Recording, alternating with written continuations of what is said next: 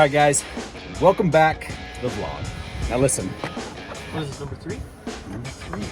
Well, number 3 that we've actually edited and posted. Right. We've got about 175,000 vlogs that we've shot that we never edited.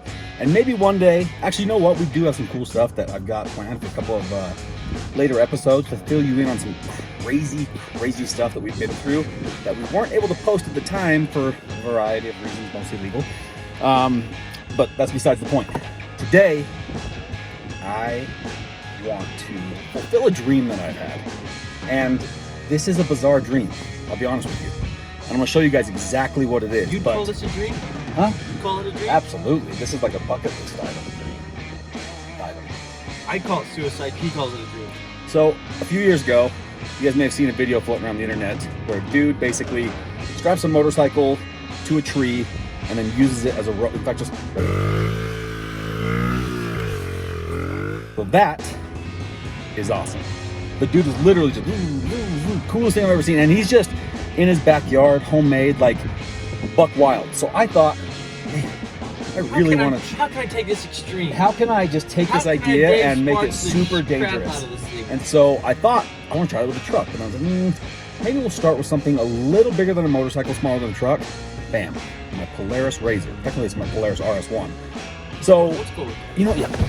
Also, before we get into the shopping, before we get into the vlog, this truck right here is up for grabs. It's a 2006 Duramax, built up, nice wrap, awesome truck, but you have to enter because that giveaway ends at the end of this month. So, probably won't get it on that. So, here's where we're at. I've already started some of the preparations, okay? This right here is a Polaris RZR RS1. Single seater, 1000. I've got this one built up pretty good. It's got long travel suspension on it. It actually has all of the RZR Turbo S parts on it, if you're familiar with that machine. And as you can see, I've got straps and shackles and D-rings all over the place. Because, actually, Hans, will you just give me a little hold there. There we go. Here's your hold. So, basically, what you're seeing here is a machine that is being rigged up. We're attaching to 4 separate points, and then we're going to tie them all to one main point, which goes to a cable, which is going to a crane. Originally, we were going to try an excavator. Then we tried to find a little bridge. And I was like, you know what? No, let's just use a crane. So my good friend, Mr. Harrison Smith himself, said, come on over. I got the crane for you. And literally, this is happening. Like, this is happening. And this is honestly, like, I don't even know. I'm just excited. I've been in here just tinkering for the last couple of hours trying to get this thing all rigged up. This is gonna be a shorter vlog today just because my last one was like 30 minutes. And I know that some of you guys are like, whoa, 30 minutes, that's a commitment. So today we're gonna try to keep this thing like, I don't know, 8 to 10 minutes. So I'm gonna shut up. Actually, not gonna shut up, I'm just gonna cut to the chase. Basically, our biggest challenges in doing this are we're trying to use the vehicle to propel itself. So it's gonna drive forward, and then once it goes far enough, the crane cable will pick it up and it's gonna slowly start to swing. Now the problem is, the dude on the motorcycle, you see he's like whipping around really fast. It's not gonna do us any good if we come down backwards. In fact, that's gonna hurt us because I'm gonna have to jab the brakes so that I don't break anything, keeping the tire spinning. So basically what we're hoping is that it goes up, spins around, I floor it, grabs a little bit more traction, and then we just kind of start rocking like this. How does the turning happen? So the turning happens.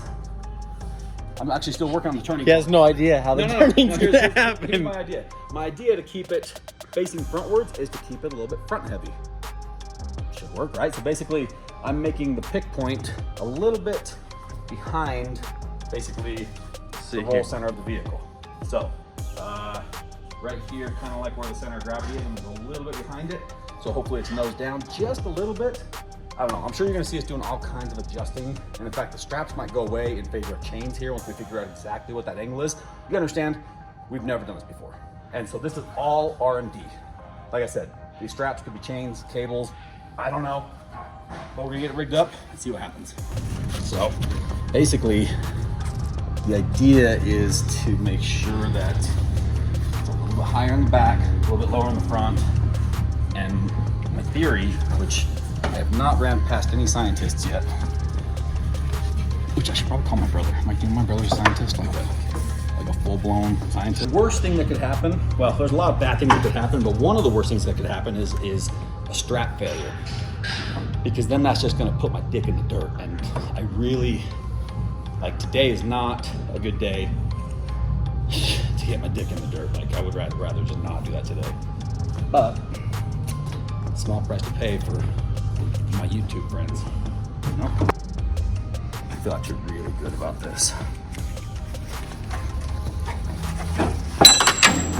You may recognize some of this heavy rope and recovery stuff from our last video, where we pulled the 5-ton. Oh, you haven't watched the last video?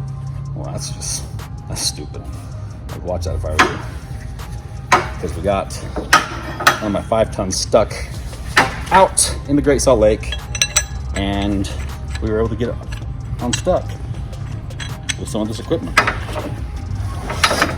right, so once we get this last D-ring on, then we're gonna do a test lift with the forklift here and see what the angle of the dangle looks like. That's actually the only times I've ever been able to use the angle of the dangle and have it actually apply to the situation. Pretty cool. Just a little fun fact for you. Our main camera guy, Mr. Murph Dog,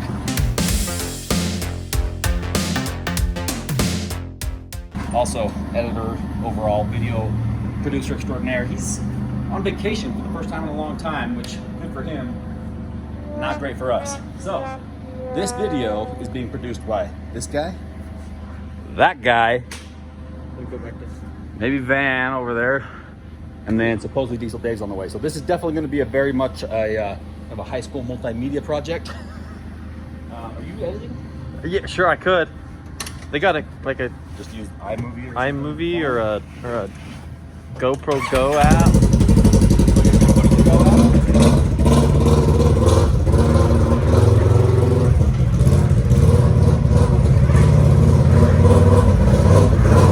This is a very, very mean machine.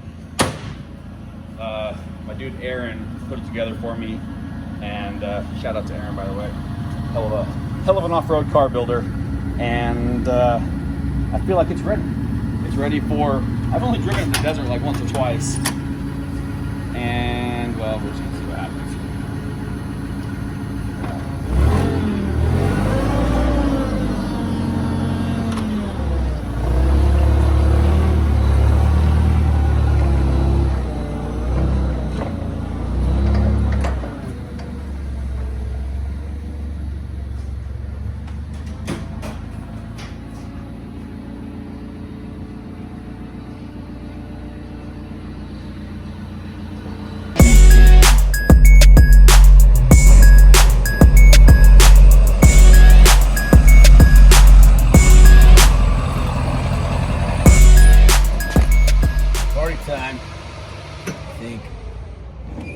I don't know what's going on. I heard I was supposed to swing a razor from a bungee cord. From sounds like a crane just swinging a razor. What up, guy? Recording? How'd your hat look better again? You tried smashing it, but I saw what you did. What? What'd I do? Somebody tried smashing it. To your hat? Yeah. Bro, you don't smash with a men's hat. This thing got. I just pulled it out of the back of the helicopter. Not happy. Look at this guy. He had a rough night. Mine's sitting in the El Camino right now, looking at me like, don't take me with you. On bed rest. It's doing what? Don't take me with you. Still on bed rest. Sleeping. You got here just in time to see if the swinging angle. this guy. Yep, if the angle of the dangle is going to do what we need it to. Throw a little to the left. Huh? What? Exactly right. All right. Woo. We have a crane? Yeah. That's what I like to hear. Got your ass. You got a crane. Why don't we just pull your helicopter? The helicopter? Yeah. I don't think we got the huevos. Come on. Cesarios. Hey. He didn't need it. Oh man. I think that might be. Yeah, that's definitely a little heavy. Well, when you have the weight of a person in there, Hold on, we'll just- sit in it, Diesel. Probably won't do anything actually. No, that's gonna make it worse. Weight of a person is definitely gonna. Oh, you have to drive this. What do you think? I mean, this is definitely that point in the Monster Jam truck where you're puckering up, ready for impact. That angle of the Monster Jam truck is the worst thing in the Yeah, world. you don't want that. Alright, well. Wait, who's been driving this? Probably me in and out of the hangar 45 times. Yeah. Somebody's got to have a lot shorter legs than me. That's me. No, you don't have shorter legs than me. This thing, Why is your face so dirty? Is it? it is a little grimy. I've never seen you this dirty. I've been cleaning on stuff all day. All right, we just got over to my buddy Harry's yard, and we got the RS1 here on the scales. So I want to see how much this thing weighs. Okay, bro. Huh? Okay. 2K. Like, okay.